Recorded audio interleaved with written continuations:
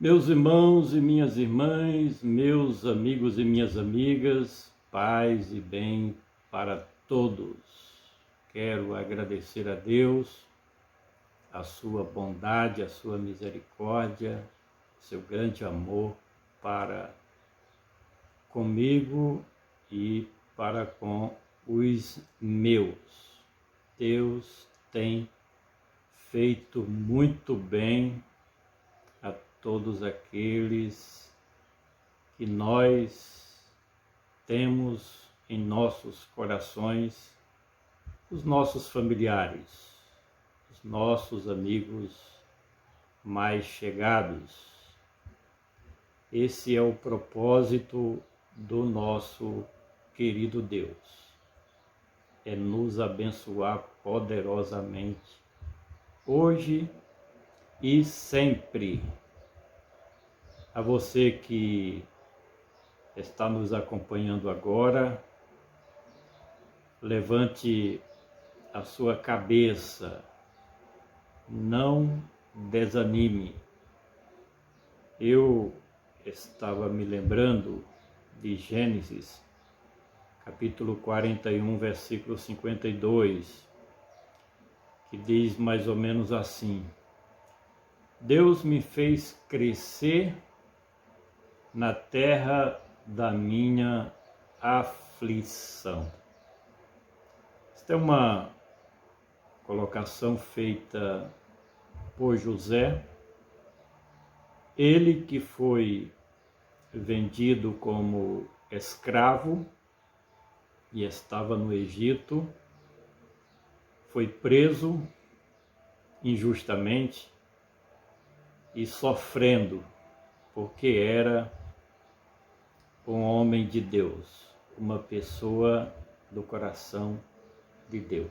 E essas pessoas passam por aflições, mas diante da sua fé, da sua confiança, da sua esperança em Deus, ele foi sendo exaltado pelo Senhor.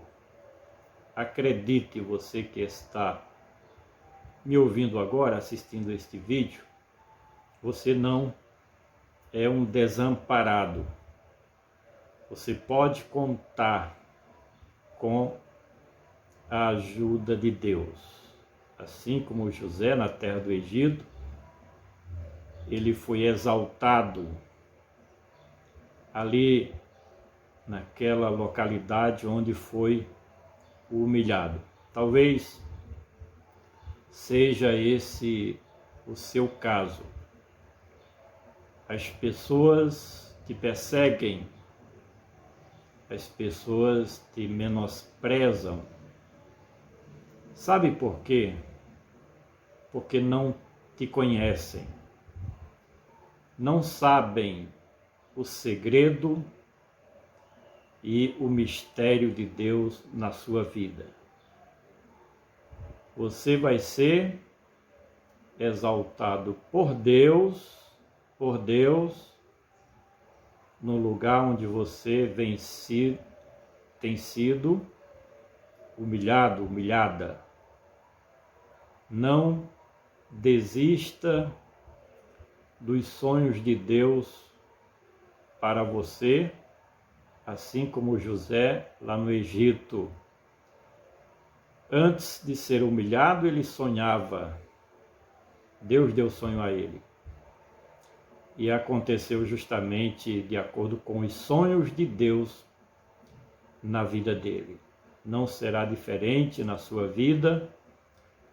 Os sonhos de Deus para você terão o seu fiel cumprimento, porque Deus é fiel em cumprir a sua promessa na vida de cada um de nós.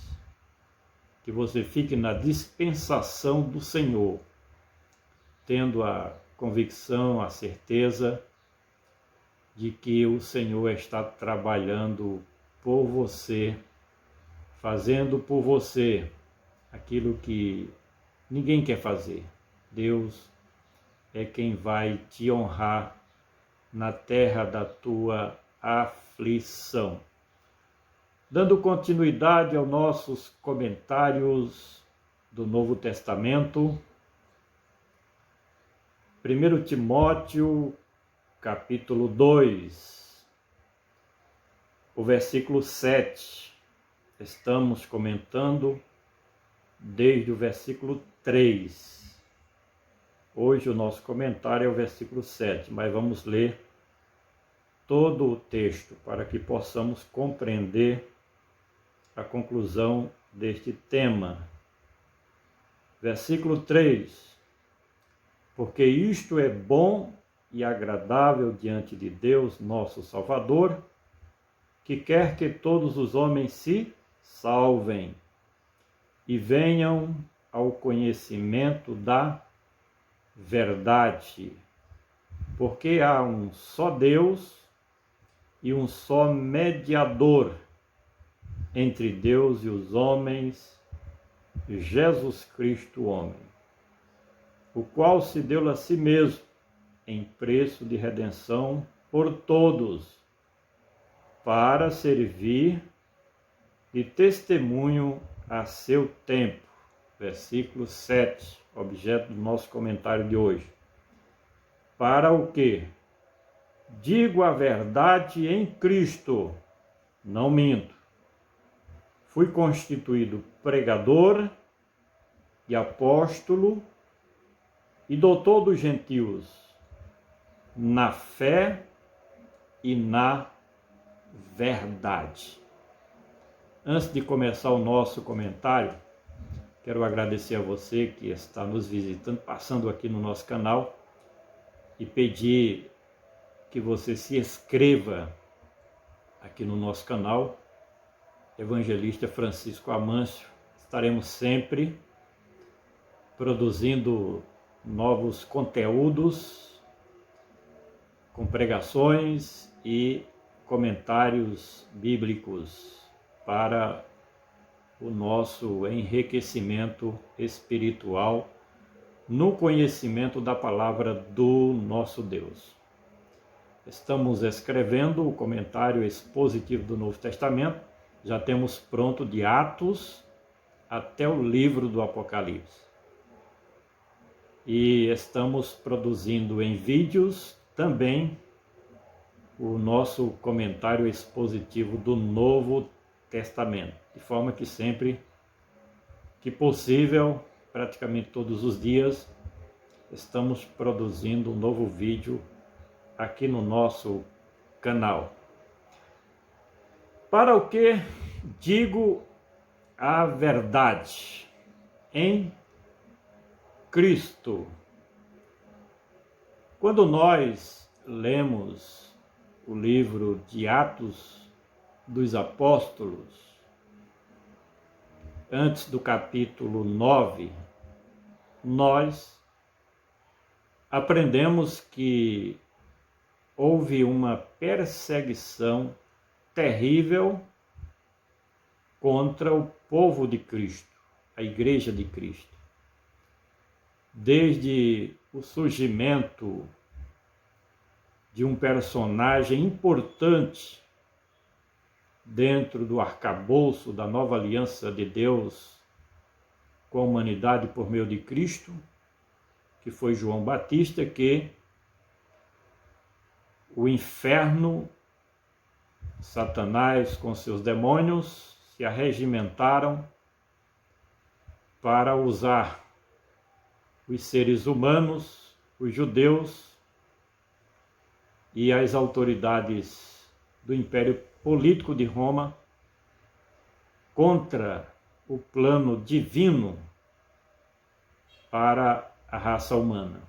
Mataram o precursor do Messias, João Batista, tendo em seguida começo o ministério do Salvador da humanidade, Cristo Jesus, nosso Senhor. Não foi diferente, pelo contrário, muito mais intensas foram as batalhas, as lutas, o uso intenso das forças das trevas, se utilizando de inimigos do reino de Deus, na tentativa de debelar o crescimento do cristianismo no planeta Terra.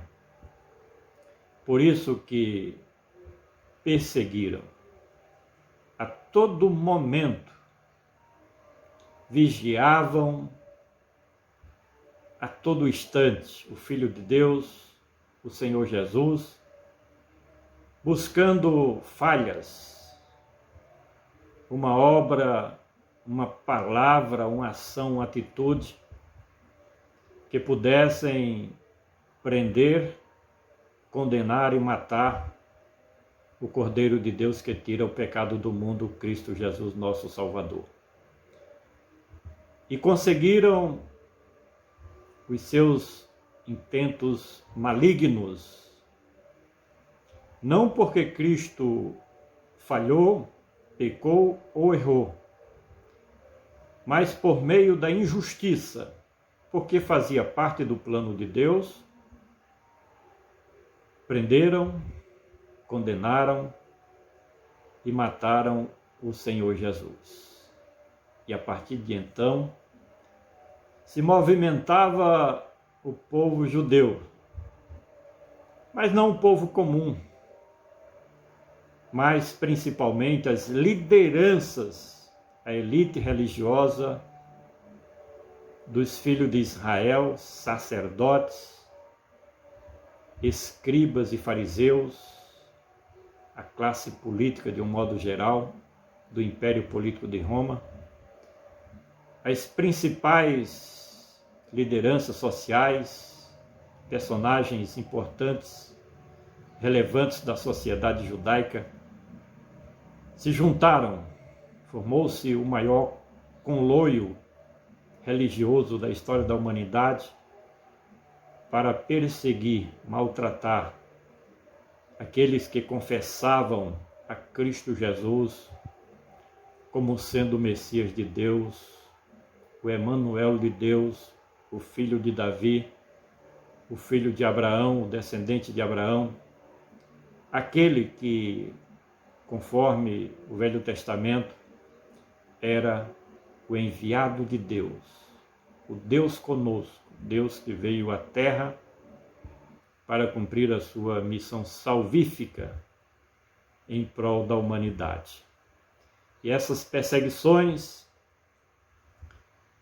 foram acirrando-se cada vez mais, até culminar em mortes de lideranças importantes, relevantes, significativas da igreja primitiva.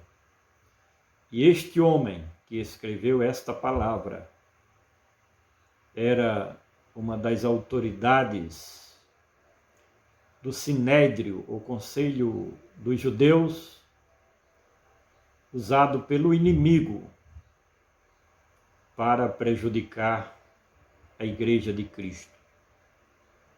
No entanto, na história de Saulo de Tarso, fica comprovado que não é como o homem quer, mas o que prevalece é a soberana vontade do Criador de todas as coisas.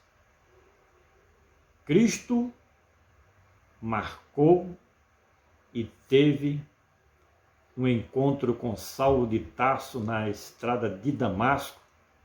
Você pode ler isso em Atos capítulo 9, onde ali Saulo de Tarso se converteu, nasceu de novo, foi transformado em uma nova criatura, pelo poder de Deus, pelo poder de Cristo, pela transformação e regeneração produzida pelo Espírito Santo de Deus.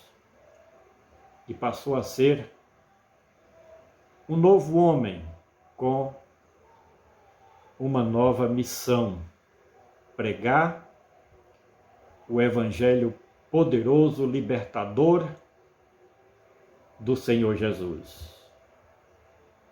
E na sua época, foi de fato um importante missionário transcultural do Evangelho de Cristo Jesus, levando as boas novas do reino de Deus a continentes inteiros, países, cidades. Por onde passava, tinha como meta prioritária e missão pregar a palavra de Cristo, falar sobre o Senhor Jesus. E agora, não baseado no apoio das lideranças do judaísmo, mas revestido da autoridade que vinha de Deus, pela chamada de Cristo, ele falava a verdade. Por isso que ele diz, para o que digo a verdade em Cristo. Vejo o testemunho do apóstolo Paulo como um verdadeiro e autêntico evangelista, aquele que renunciava à mentira, o engano, para só pregar a verdade. Esse é o compromisso de todos aqueles que de fato e na verdade exerce plenamente, conforme a vontade de Deus, o seu ministério na terra. Quem tem esse privilégio e ao mesmo tempo esta responsabilidade, não tem compromisso com a mentira, nem com o engano. Eu sou observador, tenho muitos anos, mais de 32 anos, frequentando as igrejas, pregando e observando e vendo muitos que já não têm mais compromisso com essa verdade, a verdade em Cristo, porque o foco são os interesses pessoais, porque a missão já não é mais voltada para o reino de Deus, e em vez de terem compromisso com a verdade, o compromisso é com o reino dos homens, através dos estatutos, dos compromissos, com a religiosidade denominacional, e não, em verdade, com Cristo, defendendo os interesses do reino de Deus. E Paulo, se destacando como um missionário transcultural a serviço de Cristo, ele dizia, falo a verdade em Cristo.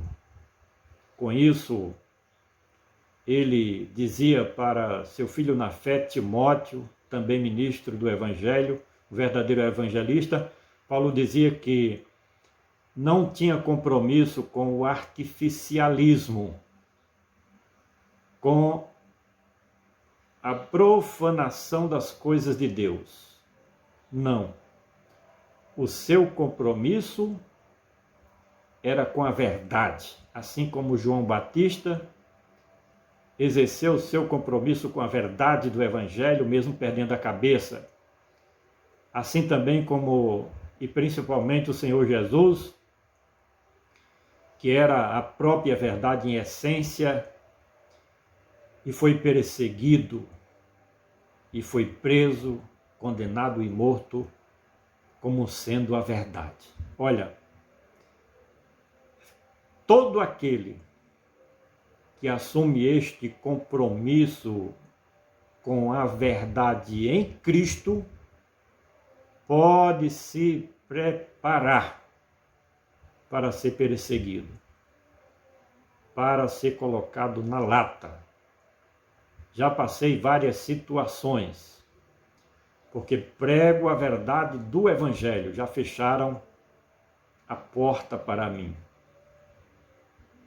Mas a Bíblia diz que quando os homens fecham uma porta, Deus abre um portão.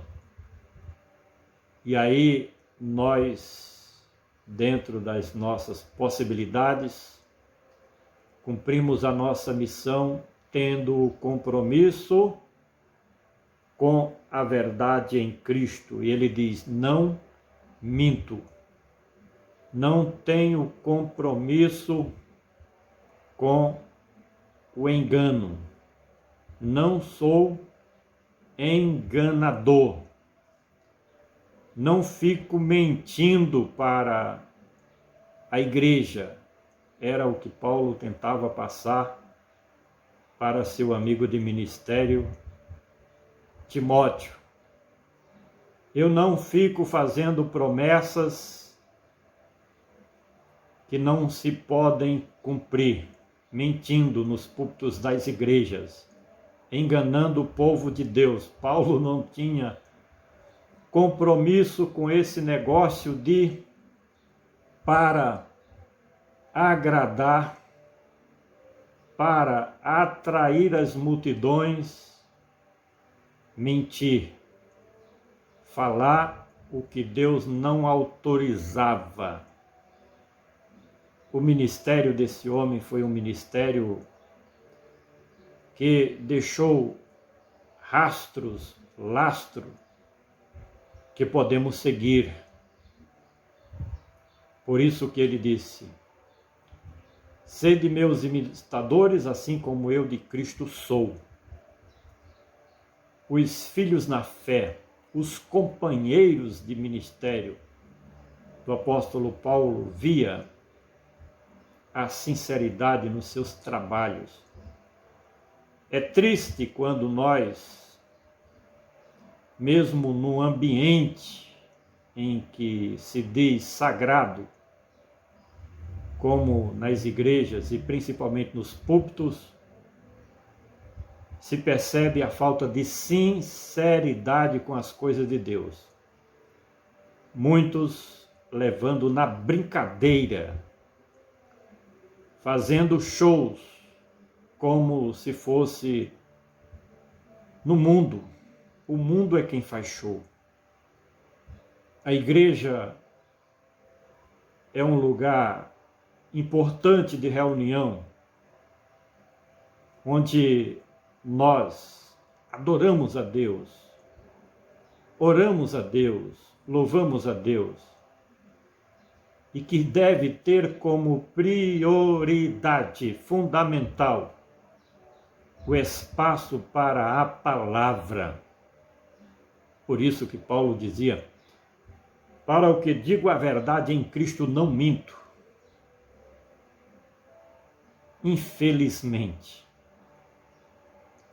o que mais a gente vê é a manipulação das Sagradas Escrituras para tirar proveito próprio.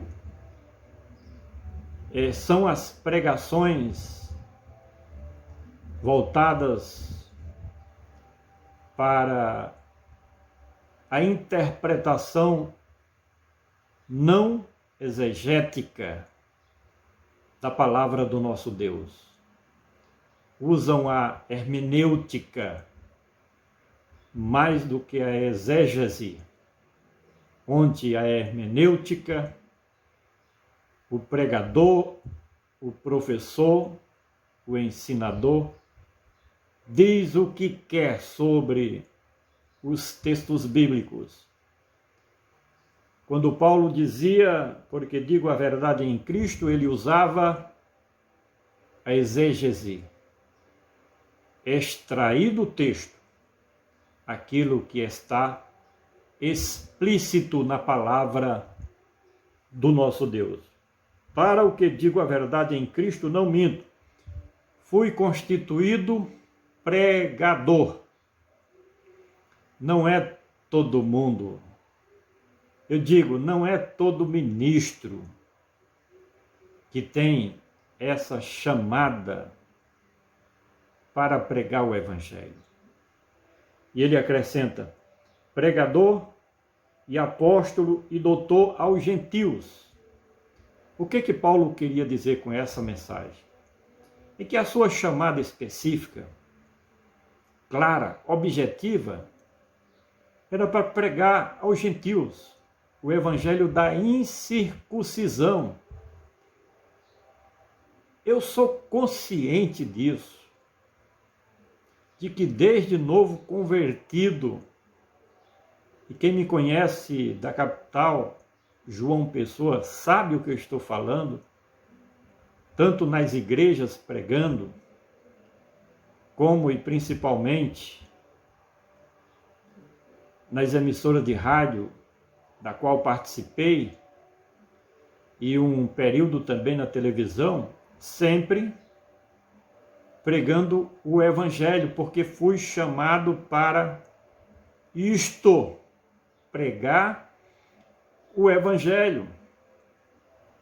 E somente aqueles que são chamados para essa missão e que têm essa iluminação, essa intuição, essa revelação da parte do Espírito Santo para transmitir o Evangelho. Existem aqueles que são chamados com ministério pastoral e que exerça bem essa função que é importante, cuidar do rebanho de Cristo. Mas não atrapalhem aqueles que são ministros do Evangelho, verdadeiros evangelistas, ordenados ou natos. É perceptível. Os líderes locais, a própria igreja, percebe quem é um verdadeiro evangelista chamado para pregar o Evangelho. E estes evangelistas são indispensáveis na obra de Deus. Por quê? Porque é grande a quantidade de pessoas que estão fora da igreja. Se você pega uma cidade pequena como a nossa, 5.500 habitantes, não tem 10% da população seguindo o Evangelho de Cristo, conforme a palavra de Deus. Então há um campo vasto para o verdadeiro evangelista exercer o seu ministério. O que se pode fazer e o que se deve fazer é dar espaço, abrir a porta, deixar que o verdadeiro evangelista exerça o seu ministério. Porque quem se levanta contra um verdadeiro evangelista não está se levantando contra a pessoa, mas sim contra Deus, contra o reino de Deus, contra o reino de Cristo, contra o evangelho de Cristo, e não se dá bem. Eu já vi muitos casos de pessoas que me perseguiram porque eu sou um pregador do evangelho e não terminou bem, não termina, porque não vem contra mim, vai contra o evangelho de Cristo, vai contra o reino de Deus.